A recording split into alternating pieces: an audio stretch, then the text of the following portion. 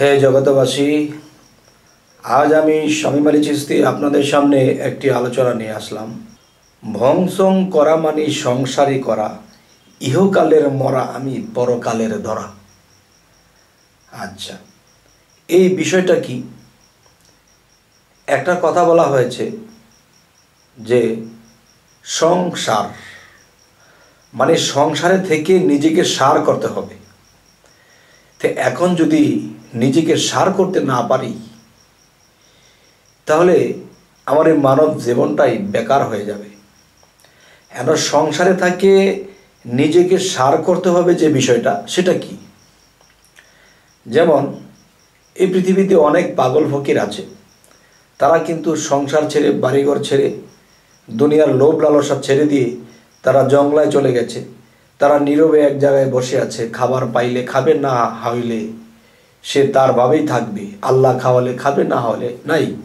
তো এখন যে বিষয়টা আপনাদেরকে বলতে চাই সেটি হলো যে আমরা এই পৃথিবীতে মূলত এসেছি যে আল্লাহকে লাভ করব, নিজেকে চিনব, আল্লাহর সাথে প্রেমের খেলা খেলাবো, দুনিয়ার মায়া ত্যাগ করে আল্লাহ পর্যন্ত পৌঁছে যাব। এ হলো যে নিজেকে সার্থক করা, যে আমার মানব জীবনকে ধন্য করা। তো এখন দেখা যায় যে আমরা সংসারের মায়ায় পড়ে এবং সম্পদের মায়ায় পড়ে এমন একটা অবস্থানে আমরা পৌঁছে যাই, তখন আল্লাহ খোদা আমাদের অন্তরে আর থাকে না। কিন্তু দেখা যায় এই সংসার, ছেলে মেয়ে যারা আছে তারা কিন্তু আমাকে একসময় চিনবে না। সেটা কোথায়? হাসরের মাঠে। আমি বলবো এখানেই চিনবে না। সেটা কেমন? যেমন আপনার নিজের বাবা মা, দাদা ফুপু না হোক, আপনি দেখবেন একটা ছেলেকে অনেক কষ্ট করে একে লেখাপড়া করিয়ে বাপ মা নিজে নিচের স্তরের কাজ করছে বা বিভিন্ন ছোটোখাটো ব্যবসা বাণিজ্য করে নিজে অনেক কষ্ট করে ছেলেকে পড়ালেখা শিখাইছে। তখন দেখা যায় ছেলেটা যখন শিক্ষিত হলো, তখন বিভিন্ন জায়গায় যখন মিশলো, তখন দেখা যায় নিজের বাবা মার প্রতি আর খেয়াল নেই। কিন্তু তাকে যে সাহেব বানালো, ম্যাজিস্ট্রেট বানালো, তাহলে দেখা গেছে যে নিজের বাবা মার প্রতি সেই খেয়ালটুকু নেই। যখন বিয়ে শাদী করলো, তখন বাবা মার খবর ফোনেও নেয় না, যদিও অনেকদিন পর পর আসে, এই কিছু টাকা ছিটায় দেওয়া যায়, এগুলা তোমরা চলো ফিরো খাও। তাহলে ওদিকে নিজের স্ত্রী তাকে আপন করে নিয়েছে, সে যা বলে তাই করে। তাহলে হাসরের দিন মরলে পরে কেউ কাউকে চিনবে না, এখানেই চেনে না।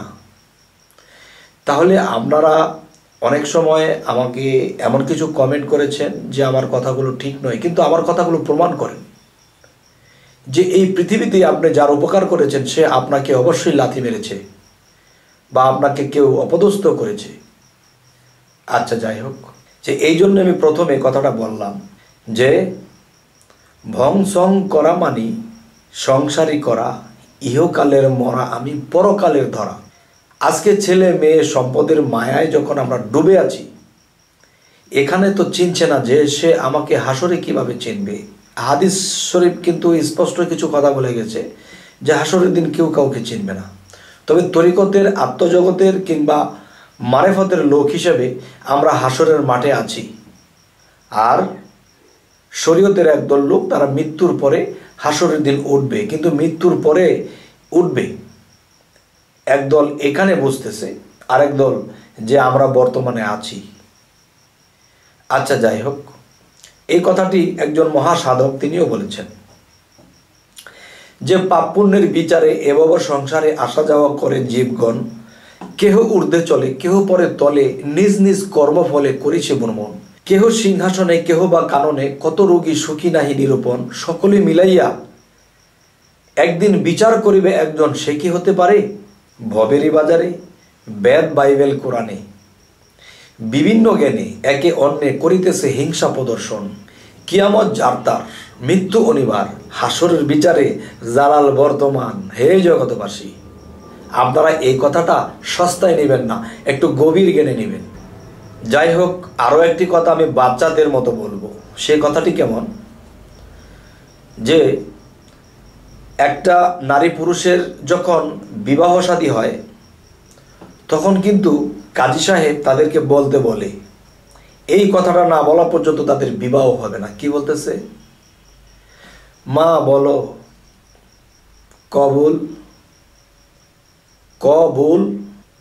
তখন অনেক মেয়েরা বলতে দেরি করে, কবুল। বলো মা কবুল। মানে জীবনে যা করব সবই ভুল। যদি সংসারে থেকে নিজেকে সার করতে না পারি তাহলে সবই ভুল। এখানেই বলা হয়েছে বলো মা ভুল, ক ভুল, মা ক ভুল।